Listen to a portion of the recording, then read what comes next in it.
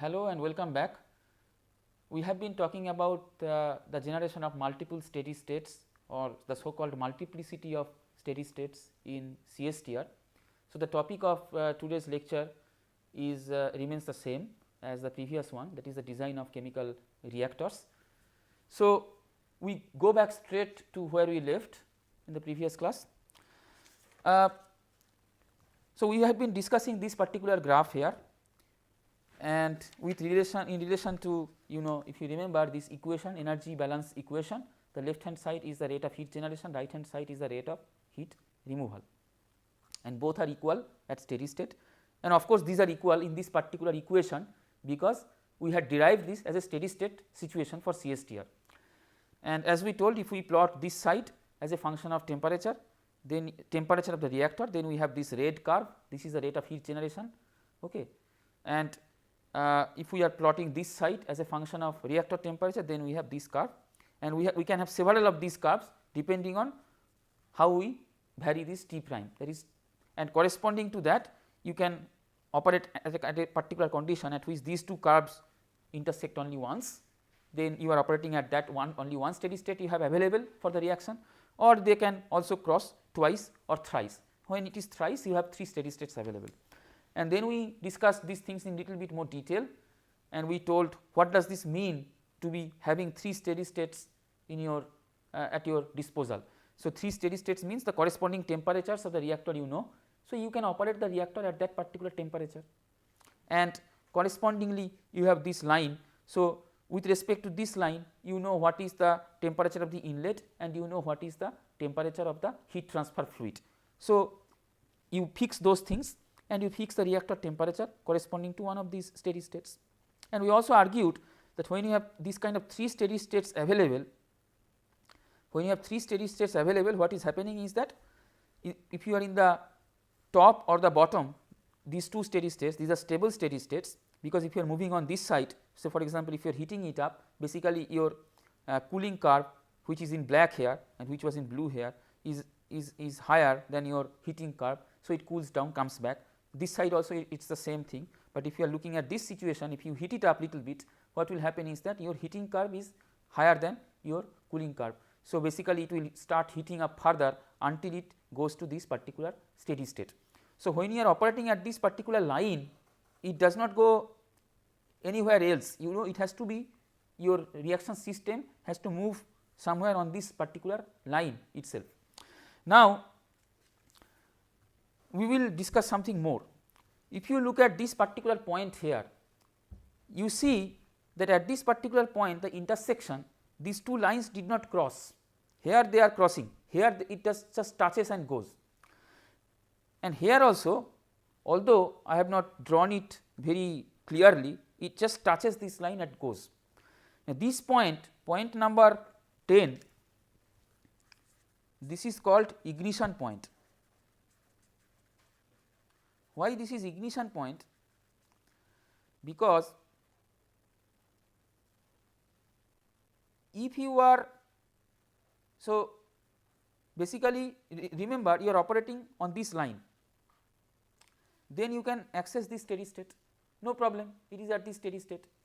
If you do not disturb it stays there. Even in the case of an unstable steady state, if you do not disturb the system, it will stay there, but a slight disturbance will mean it will go to the higher or the lower steady state.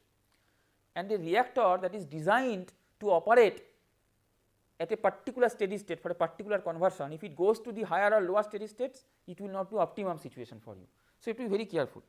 Now, looking at this particular graph, if you look at this particular point, what happens if you increase the temperature slightly?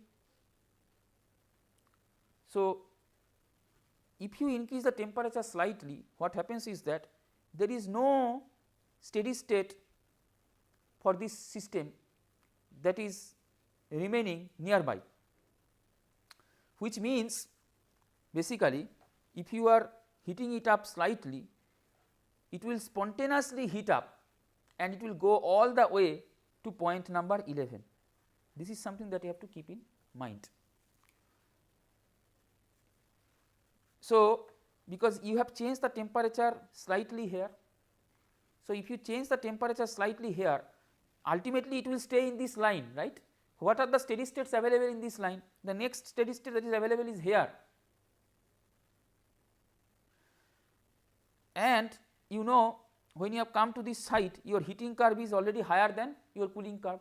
So, it will now spontaneously heat up until it reaches this steady state, because this operating line is defined by, this operating line is already defined by your corresponding Tc and T0. So, if you heat up slightly or if you give slightly more energy, it has to go suddenly here. Now, it is not exaggerated here, but actually it will be exaggerated in real situation in a way that, I mean, this temperature is basically much higher than this particular temperature. So, which means it will suddenly, the reaction mixture will suddenly release lot of heat, and the system will go from this point to this point. That means the reaction temperature will go up suddenly with large heat release. This is called then the ignition point. The reaction may catch fire also in this particular situation. So, it has to go to the new steady state, which will be somewhere here. So, that is the ignition point for you. Now, if you say, for example, if you are considering this particular point, here also it just touches this line. So, if it touches this particular line, so remember, when you are at this point, you have heated up, slight heating, it goes here. If you cool down slightly, there is no problem, because the heating curve is higher than the cooling curve. So, then what will happen, the system will self correct, and then the system will heat up and it comes back to this position. But if you heat up slightly, then there is a problem, it has to go all the way to this steady state. So, which means temperature has to increase enormously from this point to this point, temperature of the reactor has to increase enormously, and that means the reaction will release large amount of heat, it may ignite, it will ignite. But if you are considering this point, for example, if you are at this point, so this just touches, the red line just touches this black line, if you are at this point and if you heat up little bit, what will happen? This black curve is higher than the red curve. So, basically the cooling rate, the heat transfer rate is higher than the heat generation rate. So, it will cool back spontaneously to this position, no problem. But if you cool down little bit, then what will happen? If you cool down little bit, there is no steady state available close by, it cannot go back here, because in order to go back here, it has to heat up, but the heat removal line is basically higher than your heat generation line. It has to come to another steady state, and all the way down along this line there is only one steady state available, which is this point. So, it has to come back to this point. That means the reaction temperature has to decrease from this point to this point. So, large decrease in temperature will occur. So, basically this is called extinction point. So, you will have this kind of, you will see this kind of ignition points, extinction points. It is important to keep in mind which point is ignition point and which point is extinction point. You may have real problems if you are working near ignition point. Slightly heating means you may end up in ignition and an accident and a bad situation. So, I hope this has given you a little bit of idea about this kind of the multiple steady states and how they basically generate, because this is the solution. You see one thing, when you are having the rate expression here, this rate expression is basically small k into a to the it has small k into concentration, some concentration raised to the power something. This small k is basically a into e to the power minus e by RT. So, if you look at this particular term here, so this term comes in on the left hand side. So, overall the left hand side, the dependence of on temperature is not linear, because the temperature appears in this form, and that will explain to you why if you are plotting this term as a function of temperature, you will have a nonlinear graph, because this term has a nonlinear dependence on temperature, because this term, this exponential, the temperature appears in the exponential term. Okay. So, like this you can generate this graph or these different graphs, and you can operate at different multiple steady states. I mean, you have multiple steady states, you can choose the steady states that you would like to, and it also depends on the consideration. You cannot really choose all the steady states. So, let me rephrase this, you cannot choose any steady state that you like to, because your situation dictates you may not choose the lowest steady state, maybe the conversion is very low. Okay. Now, let us elaborate on this little bit further. Okay. One problem, this one is not very good, so I will just exchange this one. One problem that I want to discuss here is the following. So, let us say you are working with a CSTR and with heat exchange, that means it is an isothermal situation. You are working with a reaction A to B, first order reaction, liquid state, first order reaction. The temperature, the feed temperature, which is T0, is 20 degrees Celsius. Whatever is the feed, we are putting 0, Fa0, T0, like that. And let us say the reactor temperature is 170 degree Celsius, and the temperature of the heat exchange fluid, which is Tc, is 40 degree Celsius. Okay. And let us say this reaction is an exothermic reaction. So, delta H of reaction is minus 30 kilocalorie per mole, and the heat capacity of A is equal to the heat capacity of B, is 0.15 kilocalorie per mole Kelvin. Small k, which is the rate constant, is equals to 0.8 per hour at 170 degree Celsius, because you are doing the reaction at 170 degree Celsius, you need this value of K. Ca0, that is the concentration at the feed of A, is 3000 moles per meter cube, and V0, small V0, that is volumetric flow rate in, is 0.2 meter cube per hour. Concentrate on the units, you should not make a mistake with the units. Okay. Now, the question is, the first question is, what is the size of the reactor that is required in order to get a 90% conversion? Okay. So, let us go to the mass balance. Fa0 minus Fa plus RAV is equals to 0. This is your mass balance. All right. What is Fa0?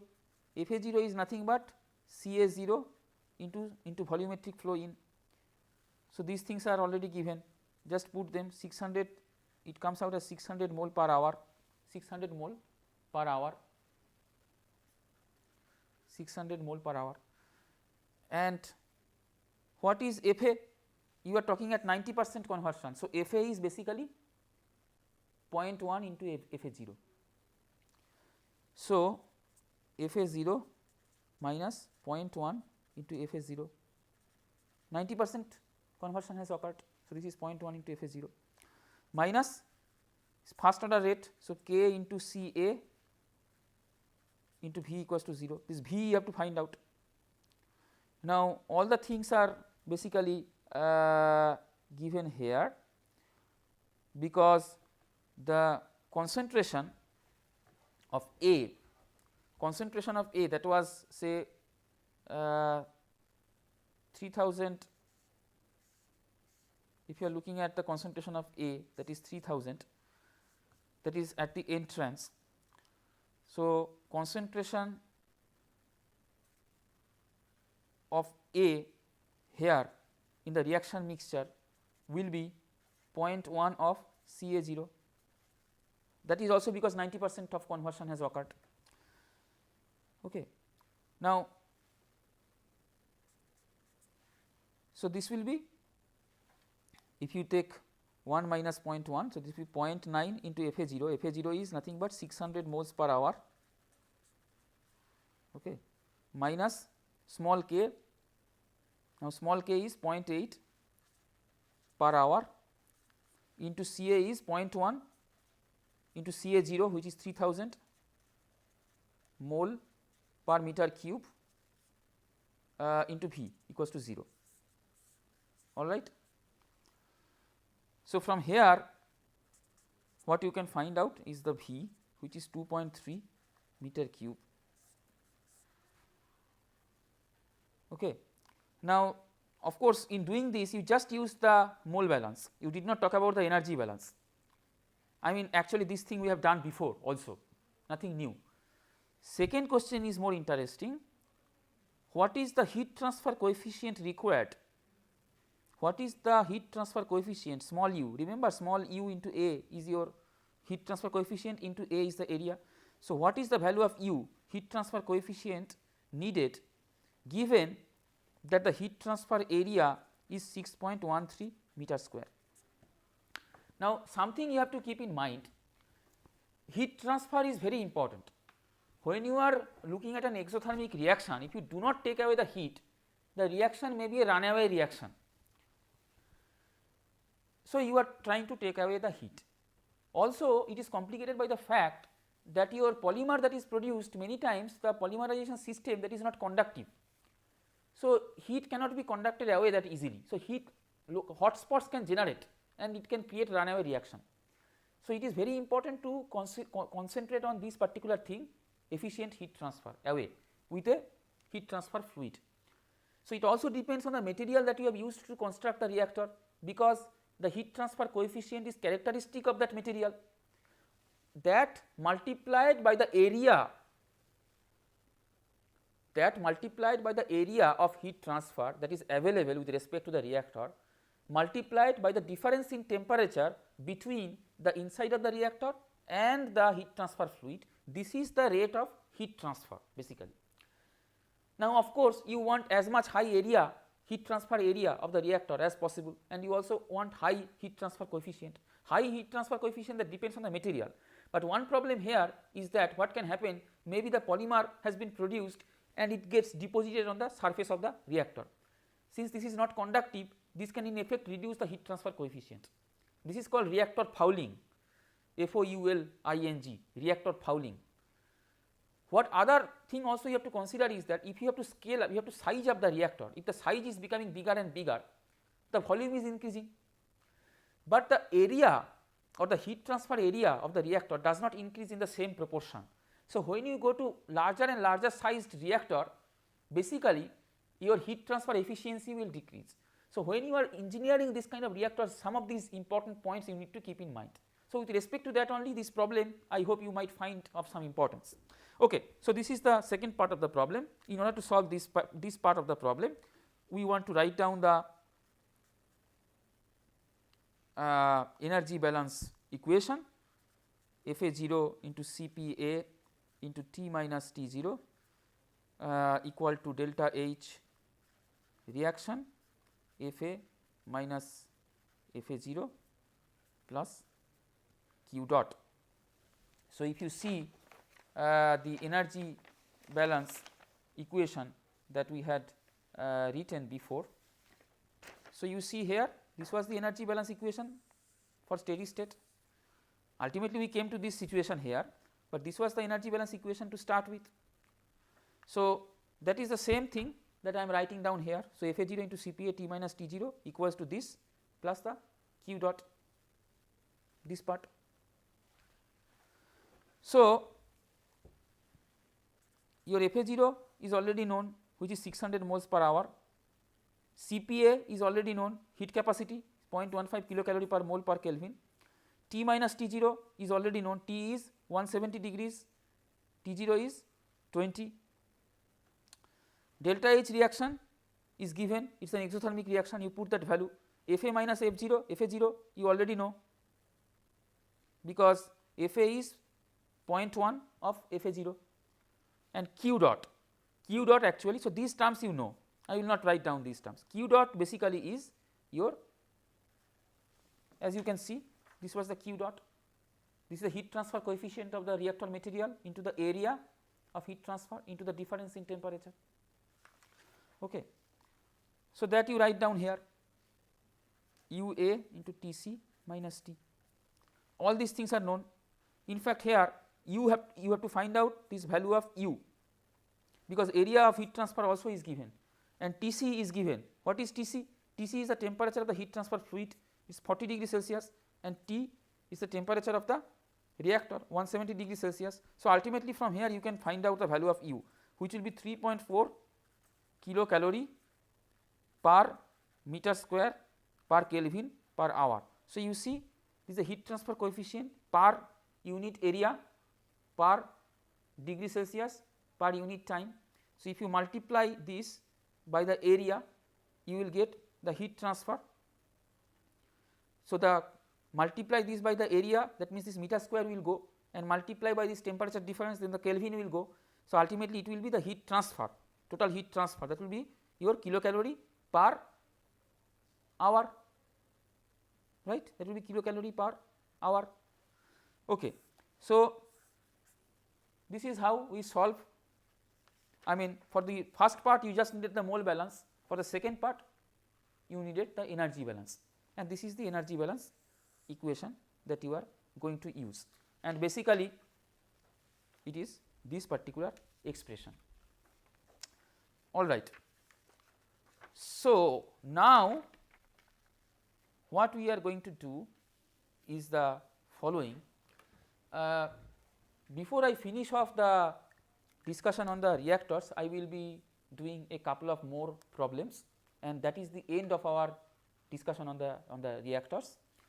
So, I mean, just to give you more idea about the steady state situation, because about the steady state situation, how to talk about these multiple steady states, this thing we have not discussed with a problem. So, I thought that we might discuss that as far as this is concerned. So, let us define the problem. Let us say we are working with a CSTR and we have a reaction which is A plus B which goes to C. Okay. Now, for this particular system, certain things are given to you, and what are those things? Heat capacity of A is 180 joules per Kelvin per mole, heat capacity of B is 80 joules per Kelvin per mole. Okay. The temperature at the inlet T0 is 290 Kelvin. Okay. And the volumetric flow in is 8 meter cube per hour, and flow rate in of each component, flow rate in, I mean the inlet flow rate for each component is 100 moles per hour, and the rate of the reaction is basically first order in A and 0th order in B, just to simplify the matter. All right.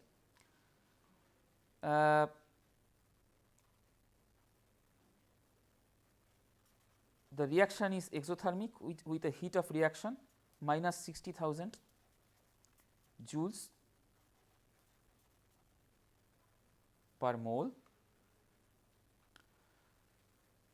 The heat transfer coefficient times the heat transfer area is 1 into 10 to the power 4 joules per hour per Kelvin. Okay. What else is remaining? The temperature of the coolant fluid is 310 Kelvin. So, we are defining the problem now. We have not yet started solving, because we do not know what to solve. I have not yet told you what we want to solve. And the rate constant, this is very important, you need to know this as a function of temperature, 10 to the power 10 into e to the power minus 80,000 divided by RT, per hour. Okay. So, all these things are given. Along with that also the volume of the reactor is given. You are doing the reaction in the CSTR, in a CSTR which has a volume of 20 meter cube. Now, I hope the definition of the problem is complete. All right. So, what we want to know is that for this particular system, so you are doing the reaction A plus B equals to C, this is the rate law and this is the rate constant, how it varies with temperature, and these are the different heat capacity values that you have, and these are the respective temperatures of the heat transfer fluid and the inlet temperature and the volumetric flow rate and the molar flow rate in, this is molar flow in, all are given, and this is the delta H, that is the enthalpy change for the reaction is also given. Heat transfer area into heat transfer coefficient is also given, CSTR volume is given. So, the question is, what are the steady state operating conditions under this situation, what are the steady state operating conditions.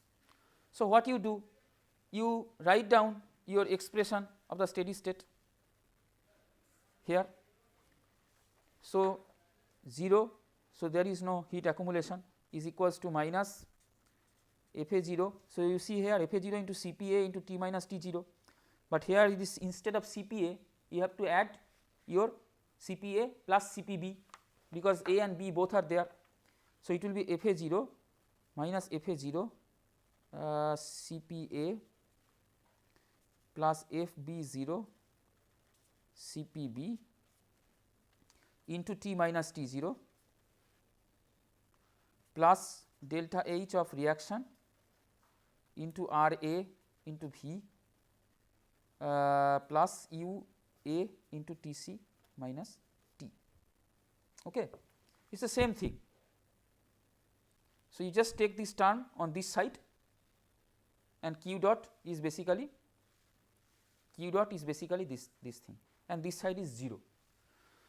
Now, you know the value of FA0 is the same as value of FB0, which is 100 moles per hour, and this CPA, so this FA0 comes out and CPA plus CPB is basically CPA is 180, CPB is 80, and then you divide all through FA0, and then what you will get?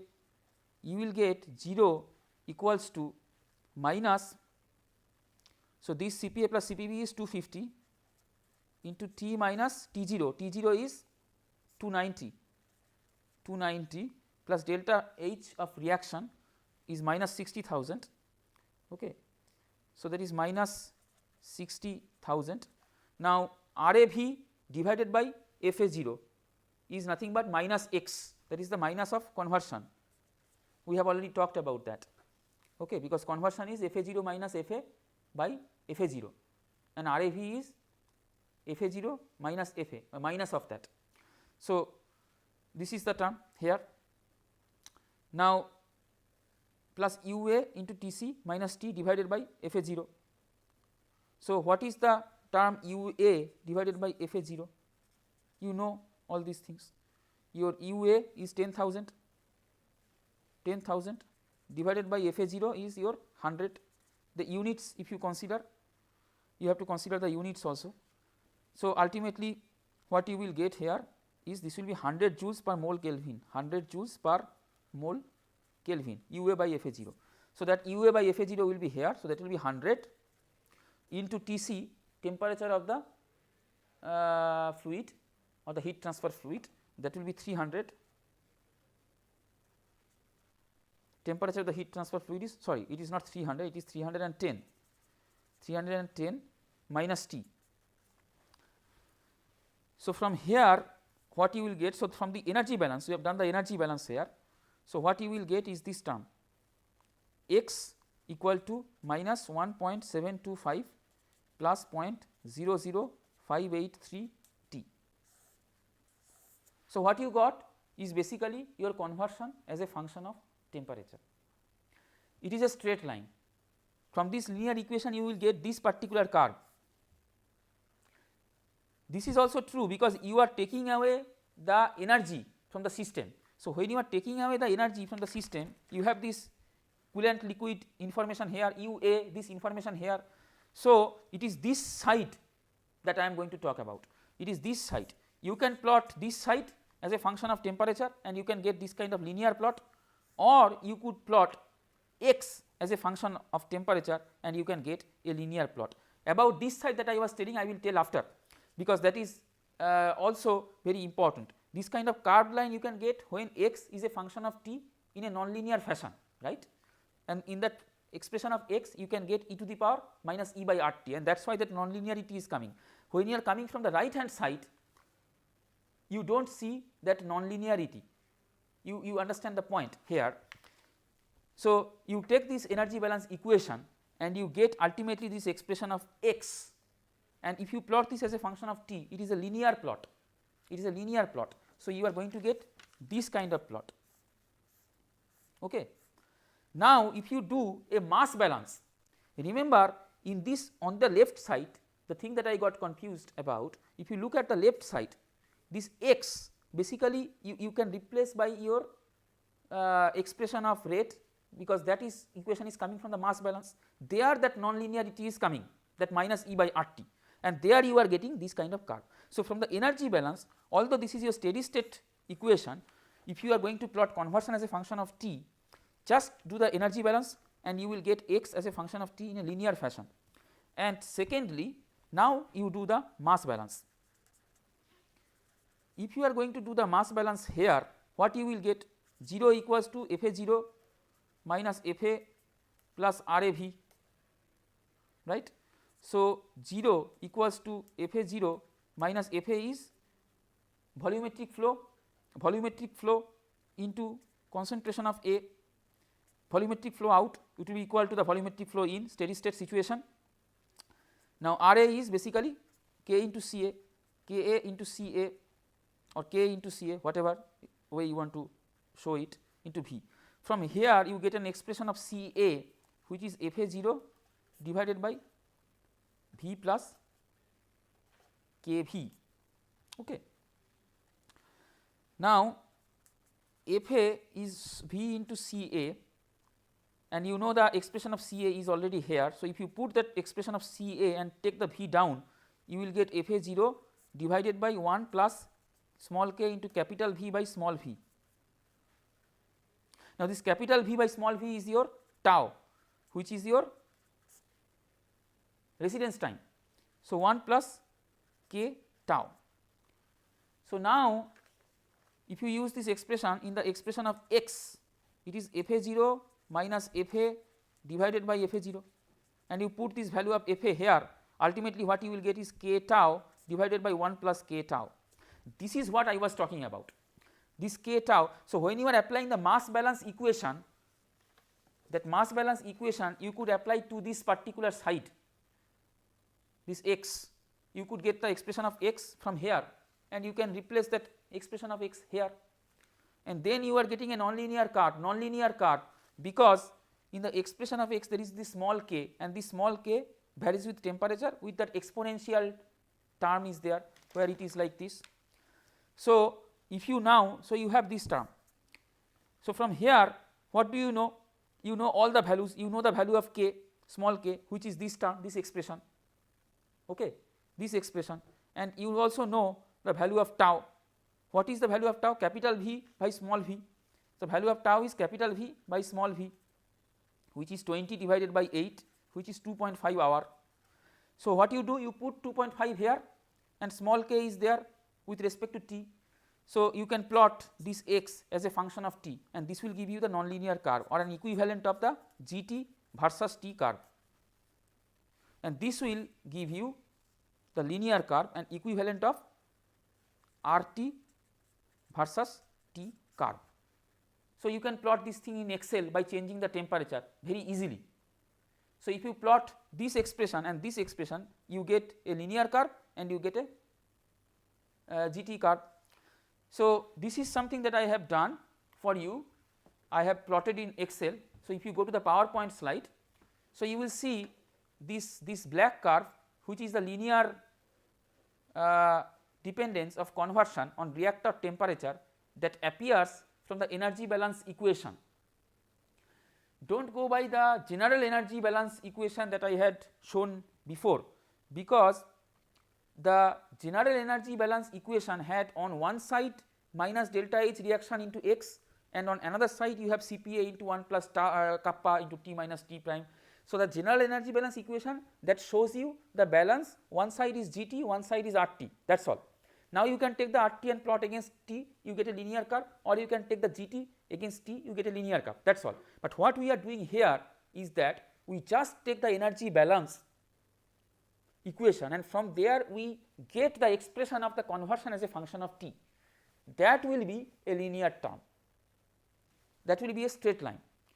And when we get the conversion as a function of T, that is temperature, by applying mole balance, you will get a nonlinear dependence, because there the small k will come. So, the mole balance and the energy balance are different that way. So, if you now come back to the PowerPoint slide, so this black curve has been generated by getting the value of x as a function of temperature.